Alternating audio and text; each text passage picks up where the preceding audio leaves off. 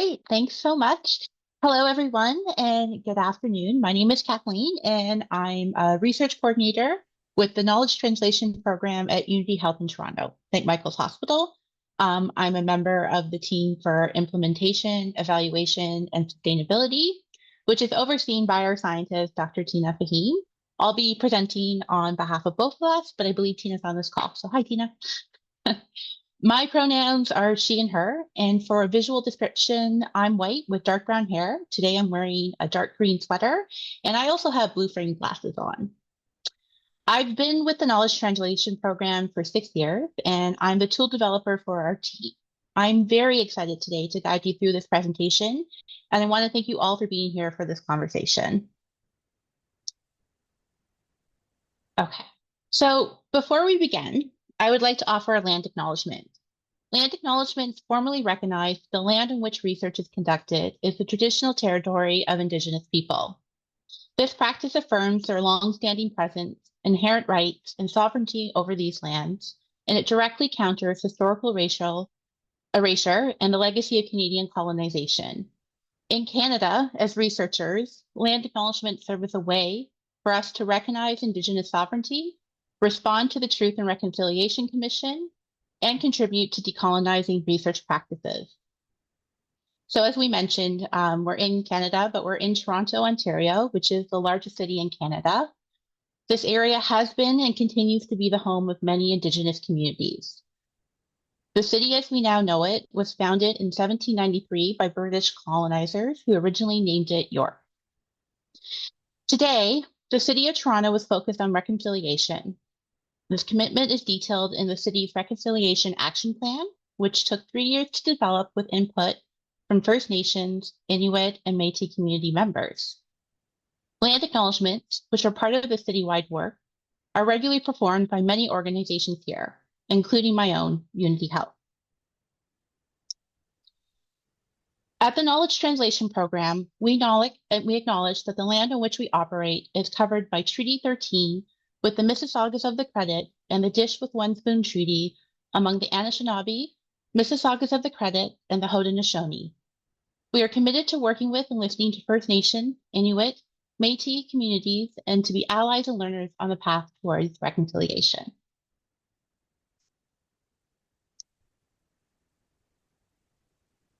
Okay, so again, just to recap, I'm Kathleen. I'm presenting today on behalf of my team.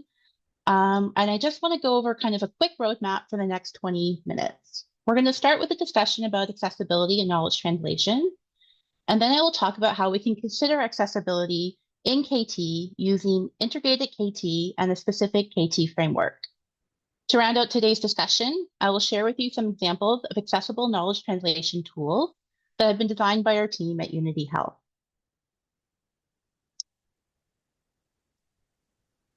Okay, so what do we mean by knowledge translation? Knowledge translation is a term researchers use for the process of taking scientific proof or clinical evidence and actually using it in the real world. You may also hear other terms used for this idea, such as knowledge mobilization, knowledge exchange, or dissemination and implementation. All of these basically mean the same thing, putting knowledge into practice. And I'm sure we're all familiar with these definitions and their broader impact in general. However, the definition of knowledge translation we use comes from the Canadian Institute for Health Research. Knowledge translation is a dynamic and iterative process that includes synthesis, dissemination, exchange, and ethically sound application of knowledge to improve the health of Canadians. It provides more effective health services and products and strengthens the healthcare system overall. In other words, KT is the entire process and making sure that new research findings are used to make good decisions, change policies, and improve health in the real world. A core concept in knowledge translation is the knowledge user.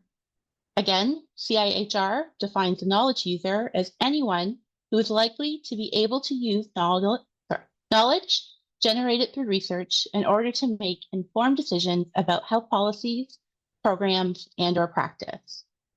This definition is intentionally broad. It can include clinicians, policymakers, and perhaps most importantly, patients and the public.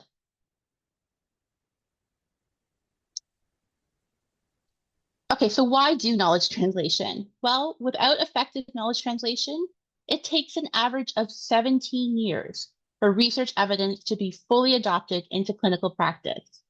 That's a decade and a half where patients and health systems are missing the best available care.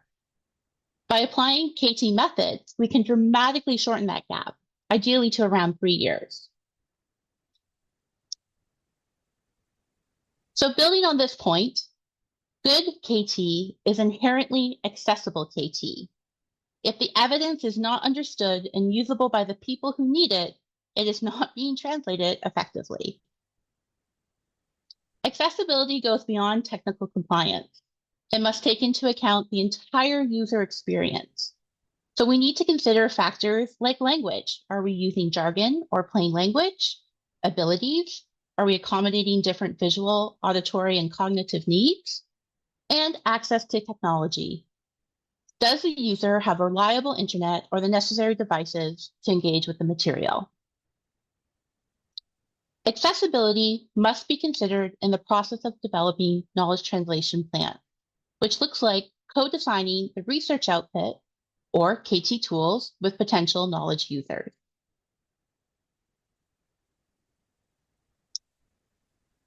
Okay, so what is a KT tool? Well, a knowledge translation tool is simply any product designed to connect people who need information with the best available scientific evidence. These tools can be simple, like a summary document, or highly interactive, like a video or an online app. A good example of a simple KT tool is a clinical practice guideline summary. The goal of this document is to take a full, complex medical guideline and shorten it to help doctors and patients quickly decide on the best treatment for a health issue. It's based on the original researcher's review of the evidence, and it shows the possible benefit and harms of different options. So a good example is the recent 2025 World Health Organization update to its maternal health guidelines. It recently released a series of easy to read summaries, and these summaries used plain language and highlighted the key evidence behind the new recommendation. This made it easier for clinicians and public health workers to use. So building on that example from the WHO, a more interactive tool would be an infographic or a video based on these same guidelines. An infographic might visually detail the importance of taking folic acid during pregnancy, and a video might help explain to patients what to expect when they come to the hospital or clinic to deliver their baby. These interactive tools move the information from a technical document to a format that is immediately useful and easy to understand for everyone.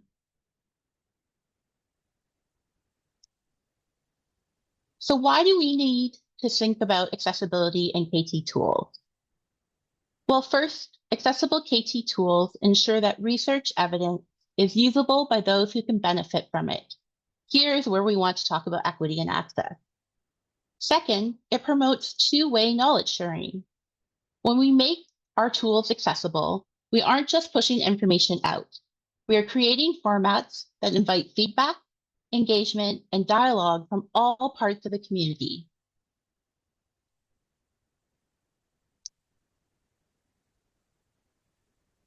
So how can we accomplish this or actually put this theory into action?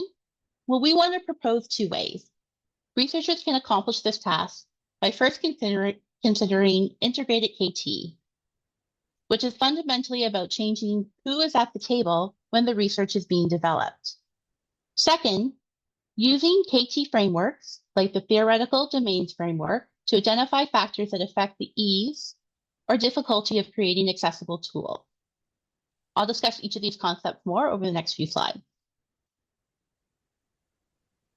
Okay, so integrated KT is often described as doing research with people who use it, rather than doing research to or for them. It's an approach where knowledge users are meaningfully involved throughout the entire research lifecycle. This results in research that is more relevant and applicable and greatly increases the likelihood of implementation. When people feel ownership over the process, they are more likely to use the product. This looks like having knowledge users develop research questions, help design key outcomes, determine the study's design, and also participate in the dissemination or how the research is communicated.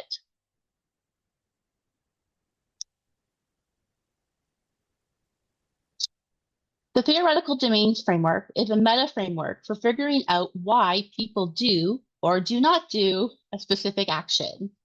It was created by combining 33 different psychological theories into one simple, comprehensive framework. Knowledge translation researchers and practitioners use it to identify and understand the full range of influences on a behavior. It helps find the exact barriers or reasons for not doing the behavior, and facilitators, the reasons for doing it. It helps guide the creation of highly targeted interventions by ensuring you address all relevant factors. Psychological factors like your confidence or knowledge, and environmental factors like the availability of resources or social pressure.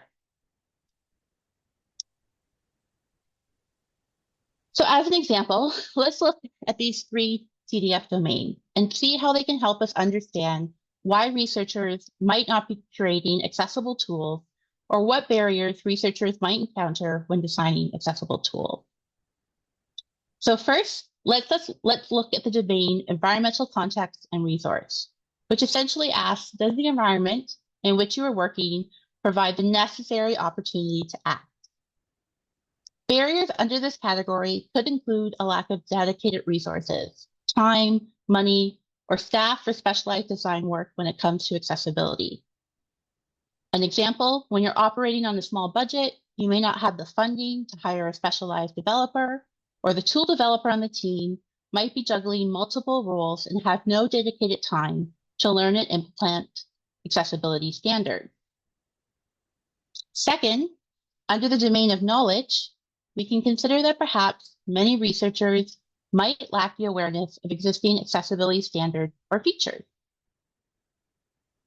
While the researchers are highly skilled in their scientific discipline and in using data analysis software, they may not have received formal training in digital accessibility standards. Another and final example is the domain of social influences, which asks us to think about how interpersonal processes affect a person's thoughts, feelings, and actions. A barrier under this category might be how research culture often still prioritizes traditional formats among research peers. For example, the prevailing social culture in a department may view patients or advocates, community leaders, or people with accessibility needs, i.e. the key knowledge users, as recipients of the research, not as partners in the research and dissemination process.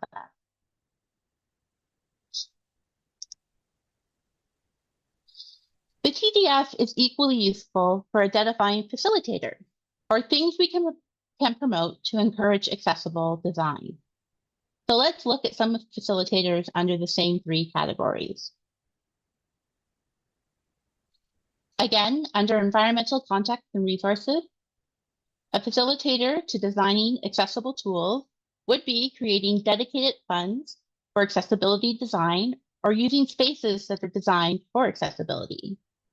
An example of this might be when a researcher applies to an organization's Accessibility Innovation Fund. This could be a real-life world example of a dedicated fund established by many different institutions. Under knowledge, a facilitator would be providing training on accessible design and writing principles and creating easy-to-use templates for tool developers and equipping them with knowledge of how to code alt text into a website. More on that to come in a bit. Finally, another facilitator that could be categorized under social influences would be a leadership team that actively values and promotes accessibility and encourages the sharing of success stories among colleagues. By elevating and celebrating accessibility work rather than just compliance, the social influences shift. Tool developers now have a special social incentive: peer recognition, leadership visibility, and career advancement to integrate accessibility proactively, thereby normalizing it as an inclusive practice. The TDF is a useful KT framework that can help us understand why a behavior might not be happening or what could be done to encourage a particular behavior. We can use it to reflect on our own work as researchers to understand why we may or may not be doing something.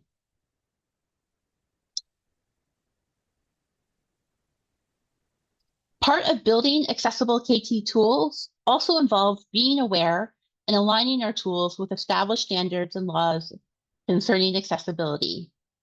For us as knowledge translation practitioners in Ontario, that means adhering to both the Web Content Accessibility Guidelines. We're currently using version 2.1, but I'm excited to hear that there's a new version out, but that's for digital tools, and adhering to legislation like the Accessibility for Ontarians with Disability Act, or AODA. So it's important to note that accessibility rules are different everywhere. While the Web Content Accessibility Guidelines give us the detailed technical instructions for making digital tools accessible around the world, local laws and regulations, like the AODA, set the required legal minimum we must adhere to here in Ontario. On top of that, many professional organizations, like groups for doctors, engineers, or scientists, often add their own ethical or quality standards. To make sure our knowledge tools are truly accessible and useful, we must follow these three kinds of standards: the global technical guidelines, the local laws, and the best practices from our specific profession. Okay, so the WCAG 2.1 focuses on making web content that is perceivable, operable, understandable, and robust. For KT tools, that means ensuring sufficient contrast and never using color as the sole means of conveying information. It also means ensuring the proper heading hierarchy so knowledge users with screen readers can navigate and understand the flow of content. Finally, it also encourages the use of alt text and labels to provide detailed description text for images and creating labels for all interactive elements of a tool.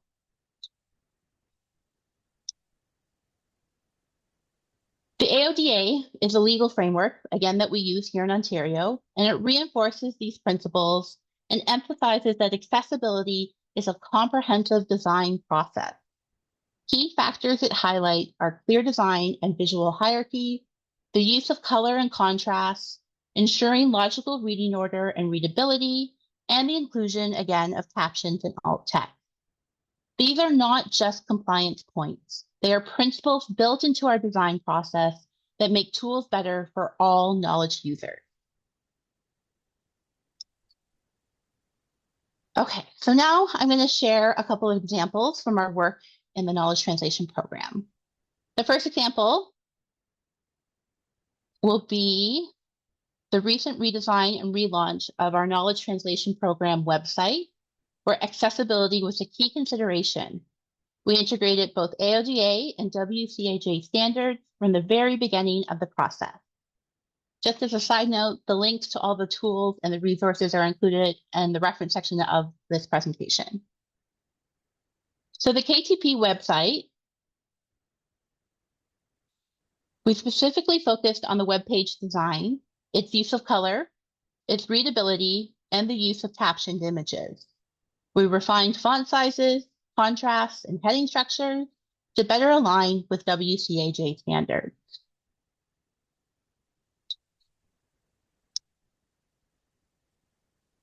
Another example of our work is the Barrier and Facilitators Assessment Kit, a guide designed to help users identify and address issues that affect the implementation of evidence-based practices. It was developed in partnership with researchers, practitioners, and patients from Argentina, Ethiopia, and Ghana. The kit uses a structured process to help groups assess, prioritize, and plan intervention based on the barriers and facilitators they identify. This toolkit is for anyone involved in implementation. Maternal health is just the example, and it includes researchers, practitioners, policymakers, and community members, whoever wants to effectively put into use new clinical evidence.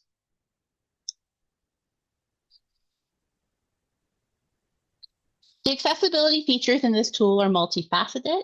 It was designed to be used specifically in lower middle income countries. It's available in multiple formats, which ensures offline accessibility. Users can download it as a PDF for offline use, and it is fully printable. The online version is designed for low bandwidth, making it compatible with internet services across many different geographical locations. Second, the toolkit is available in both English and Spanish, so it reaches a wider user base. And third, we provide downloadable audio recordings for those who prefer listening or have visual impairments. We also designed this tool with input from patients, clinicians, and healthcare workers in local communities, which is an example of integrated knowledge translation in action. So these are just two examples of the types of KT tools we have developed in our program. Now, if we look to the future of accessible knowledge translation, we have to talk about artificial intelligence. As a program, we are only just starting to explore this new frontier, and in order to do so, we will have to think carefully about leveraging the benefit while mitigating the risks of using AI to create accessible KT tools. We recently conducted a literature review and found some key advantages and disadvantages when it comes to AI use in KT tools. Advantages include AI's ability to improve readability through simplification, ensure accuracy and consistency across large volumes of data, and it gives us, as tool developers, the ability to rapidly tailor and personalize material to specific knowledge users. But the concerns are also very real. There is a risk of inaccuracy and oversimplification, the danger of perpetuating bias if the data being used is not equitable, and a lack of transparency, which impacts trust in the evidence being disseminated.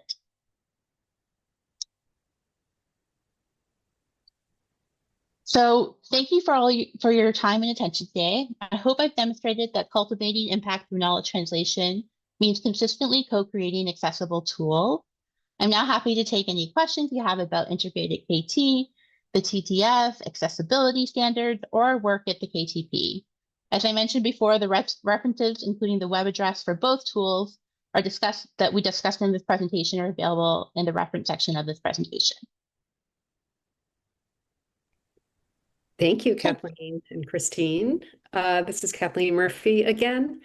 So one of the questions was asking the reference stating reducing the research to practice gap from 17 to 3 years. And Christine, thank you for sharing that already in the chat. And as Kathleen Gamble just mentioned, all the references are in her slide deck, which we will be distributing very soon.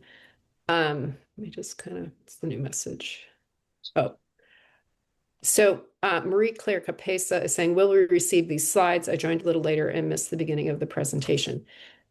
Yes, so our funder NIDLR funds not only the live event, but also the staff time to create an archive of this conference. So I think you're all aware, but just in case you're not, I did want to reiterate, we are recording, right? So, which includes a visual. So most of you can only participate in the chat. We don't post the chat online. So that is, go ahead and do whatever you want there and don't worry about that it's going to be posted on our website. But the audio of this and the slide decks will be uploaded to ktdrr.org very soon. And we notify all the registrants when that is ready. So this is a broader issue, and Christine, feel free to chime in as well since you're a co-presenter here. It was so helpful, Kathleen, that you went over those basic definitions of knowledge translation and knowledge user, because as I mentioned, I put in the chat from the poll that we did, some people are totally new to knowledge translation, so that's always really great to be able to from the get-go point out that it's so much more than dissemination.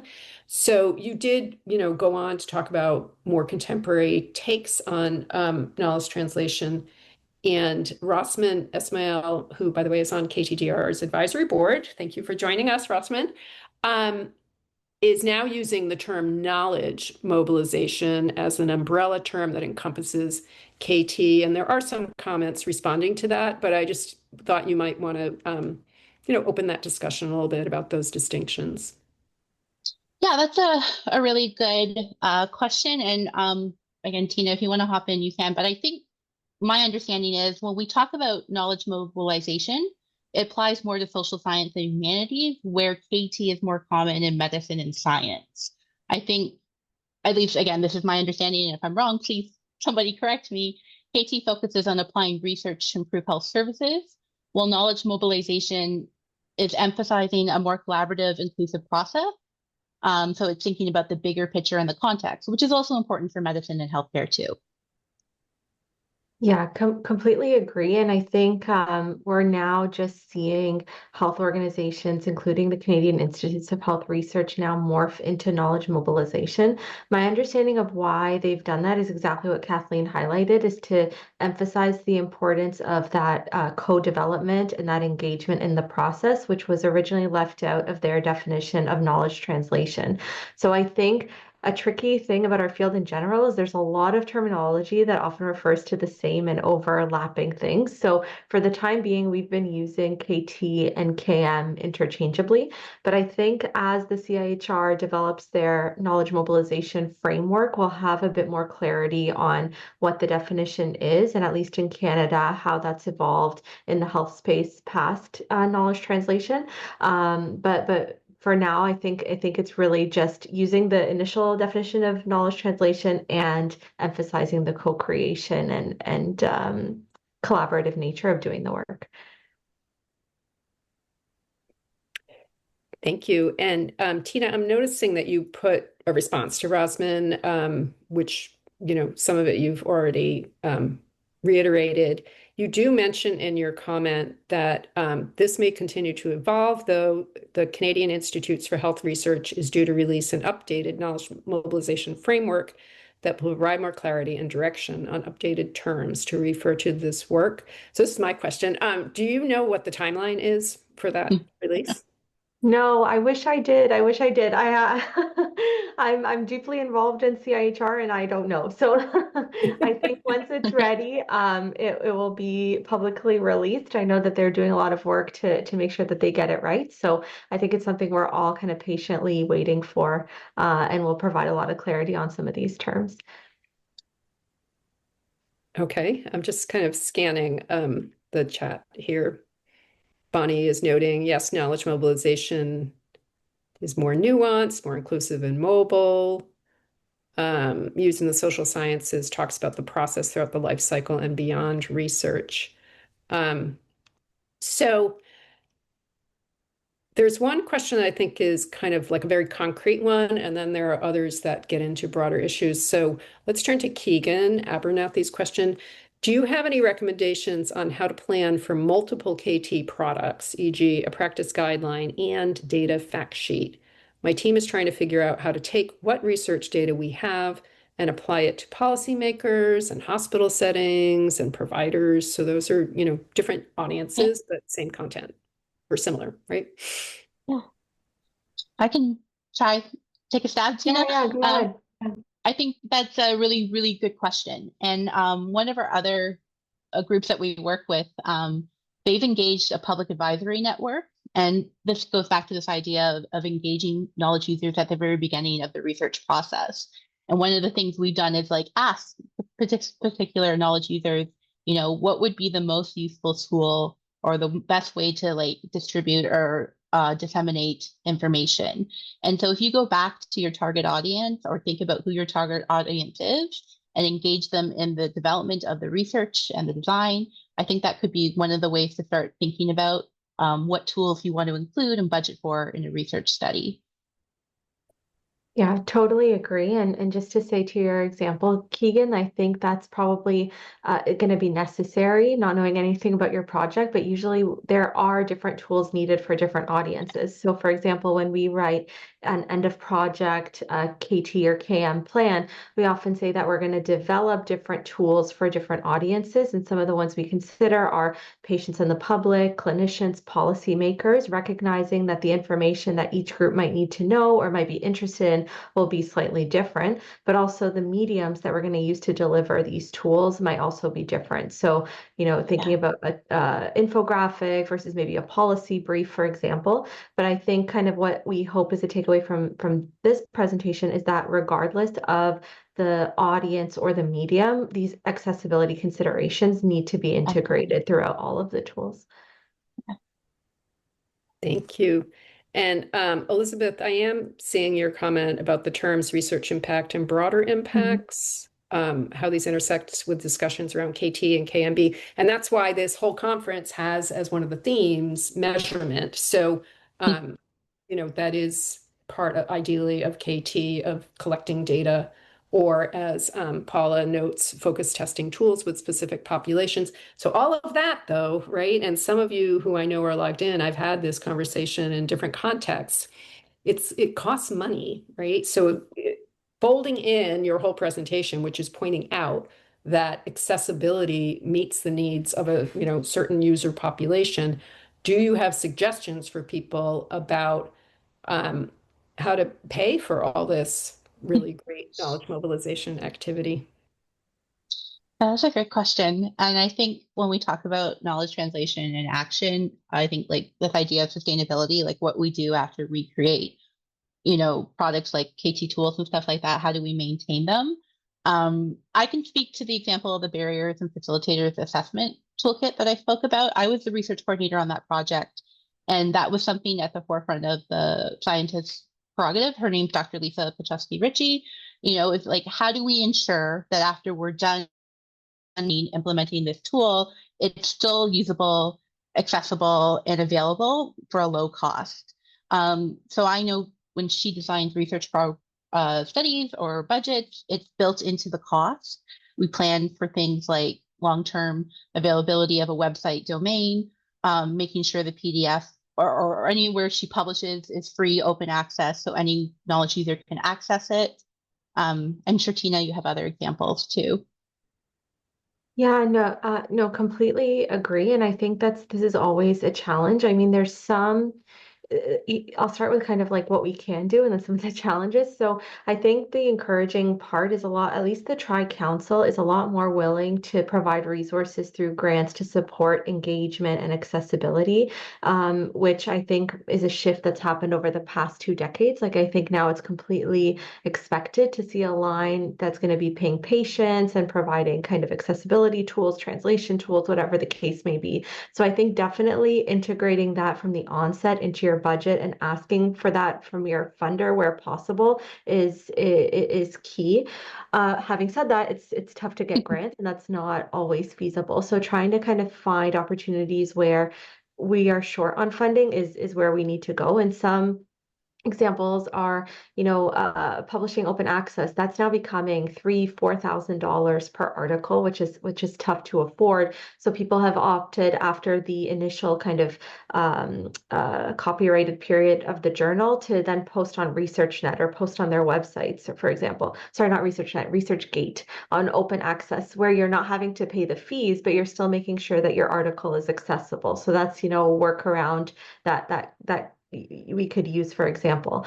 Another one, and we've touched upon this in the presentation and in the chat, is considering the use of AI that can speed up some of our kind of manual efforts around plain language or generating images, recognizing that AI also has its own issues to be considered, including sustainability, environmental impact, bias, etc. But that could also potentially be a shortcut when funds are lacking. So I think this is, it's a great question. I think it's something that a lot of us struggle with, and something we have to think about is how do we do this work in a sustainable way, and what potential opportunities are there for us if we're short on funds. Thank you. And there are some other suggestions in the chat, and the importance of building in accessibility for people with disabilities and those various costs. And Janet Rodriguez has, just a helpful comment about being self-aware as you're putting together a grant, that if you don't put in those dedicated line for accessibility accommodations, depending on what it is, like for 508 remediation or American, the sign language that works an interpreter for where you are, you might be considered ableist. So that's something to be aware of. So thank you so much, Tina and Kathleen.